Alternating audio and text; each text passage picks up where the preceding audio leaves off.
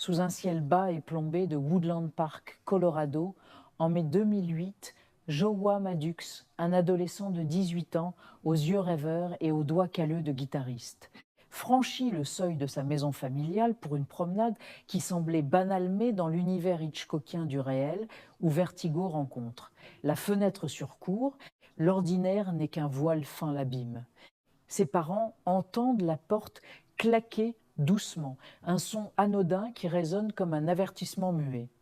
Joshua s'éloigne dans les rues bordées de pins murmurants, son ombre s'allongeant comme une prémonition, puis le silence. Pas de retour ce soir-là.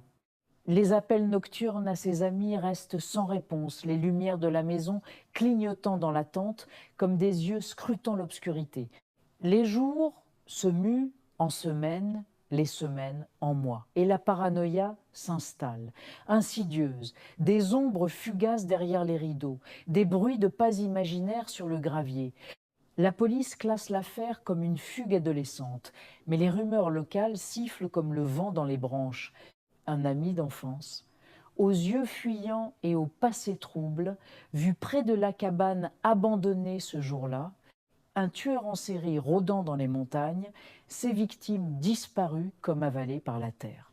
7 ans passant, un vertige temporel où chaque anniversaire creuse le vide, jusqu'à ce jour fatidique d'août 2015.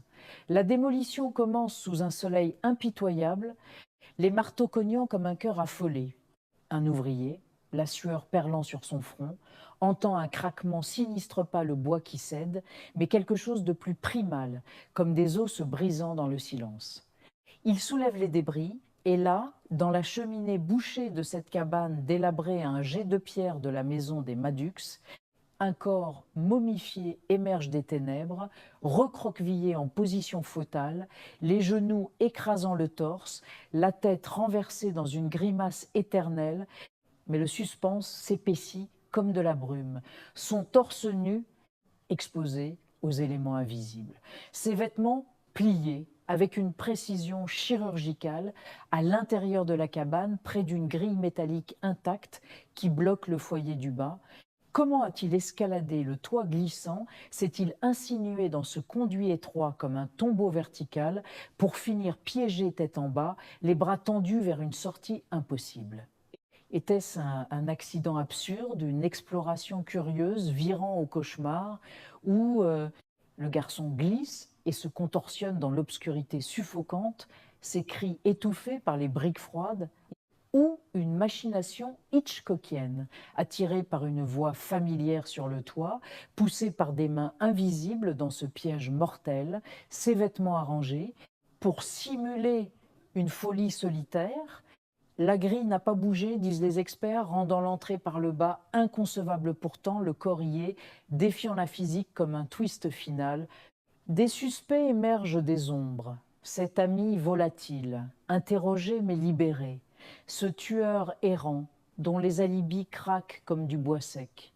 La police murmure accident, mais en 2026, la ferrée béante hante encore, un phénomène inexpliqué où chaque craquement de cheminée évoque une présence tapie. Hitchcock l'aurait capturé en plan lent, zoomant sur la cheminée béant comme un œil accusateur, nous laissant suspendus. Qui l'a vu pour la dernière fois? Et si l'ombre sur le toit guettait encore, patiente pour le prochain innocent?